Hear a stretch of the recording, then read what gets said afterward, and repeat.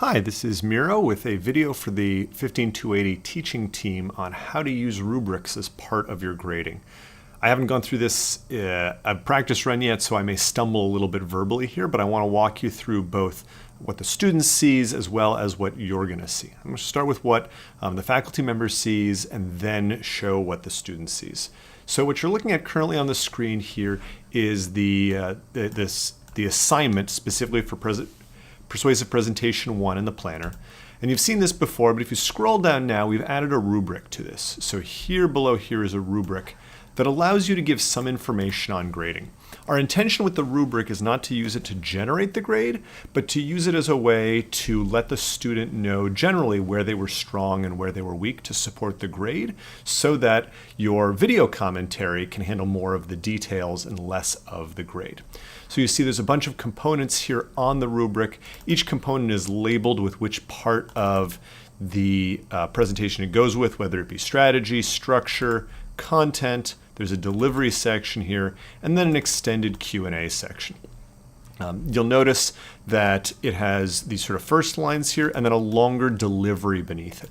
I recommend printing out this copy of the rubric page because this detailed information on each component isn't available when you're grading. You'll also notice that the way I've set it up is that each of these is worth 1 point. These points actually won't count towards the student grade. You'll give a holistic grade separately, but my plan is that we use those to indicate to the students what are areas of strength. And I'll be recording a student video as well. So that's how the rubric looks, and it looks very similar to the student. I'll very quickly just show you how this looks from a student point of view by going over to the home page, clicking over here on the right on student view, coming back to, and I'm moving quickly here, coming back to that assignment page. And so this is the assignment page, what it looks like from the student point of view. So you see they have the assignment up here. There's the submit assignment button up here in the upper right. And as you scroll down now below the assignment, there is that same rubric that you saw before, except there's nothing written here on the ratings column, but there is this point total here. I do think there will be some student confusion about what these points mean. We could eliminate them entirely, but I've chosen to show them for right now. So moving out of the student view and back to the teacher view, if you head over to grade the student. So here's grades. It's going to load up our class list. This is for our test site. We have just one test student, and here's the assignment here in the second column for the Persuasive Planner. I'm going to go ahead and load the speed grader for this, which is actually here. If you press this little arrow over, and you can come over to the speed grader. And what you'll see, as you saw somewhere in the other presentation, there's the submission area. This may have the planner for the students. What I suggest doing when you're grading is pulling this window all the way out to the side and clicking on View Rubric. And now what you have is that you have the rubric component for all of the different elements here. The first one we saw before was strategy. Does the student have a clear objective? To see the longer description, you have to click in, which I don't love, but you have a place here where you can put comments. Great strategy.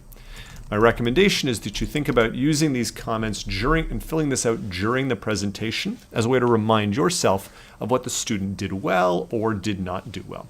You can also click on this Save Comment for reuse, and when you come back, you'll have a drop-down menu that will allow you to choose prior comments. So using this, you can slowly build a library of comments.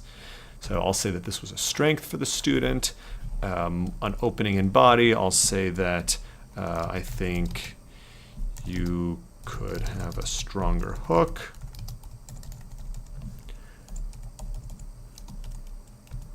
On direct versus indirect, I'll say, could you be any more indirect? And great evidence, which I'll give the student a point for. As we scroll down to the bottom here, finally there's a save button. Note that none of your comments are saved until you click on this save button, which I have to click on. Then separately, you're allowed to give the student, and you have to give the student a grade that is separate from the rubric. So we're giving them a holistic grade. Let's say this student performed average. I'm going to type in 8.5 and hit enter. And now this grade is registered for the student. You can see that because up here in the upper right, there's a little check mark next to test student showing that they have a grade. So I'm going to go back to the home page and show you how this looks from the student point of view. Oh, sorry, one more thing. that you'll add in later on. So actually I'm going to go back, go to the student, go back to speed grader, and what I expect for those of you writing video commentary is on these comments below that you'll write in something like, thanks for your work on this assignment. The video below provides my detailed commentary on your presentation. Let's do the video link below, provides my detailed kind of presentation.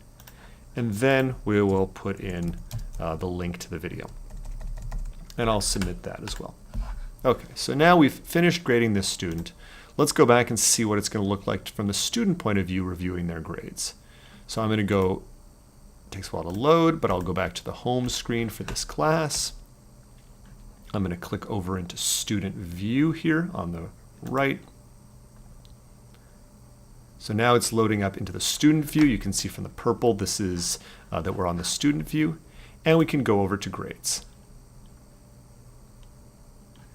I previously unmuted this assignment, so it's visible to the student. And the student can see their grade here, which is an 8.5 out of 10. There's this little bubble here, and if you click on the bubbles, it shows the comments. Thank you for your work in this assignment. The video link below provides my detailed information. And then separately, there's this little check mark over here, and that reveals, as I click on it, it reveals the rubric information below. I'll be recording a video for students to walk them through where they can find the various information, for instance, on the rubric versus on the video commentary.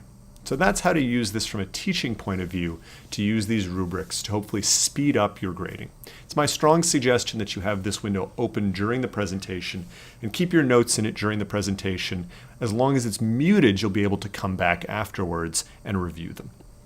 Let me know, of course, as always, if you have any questions.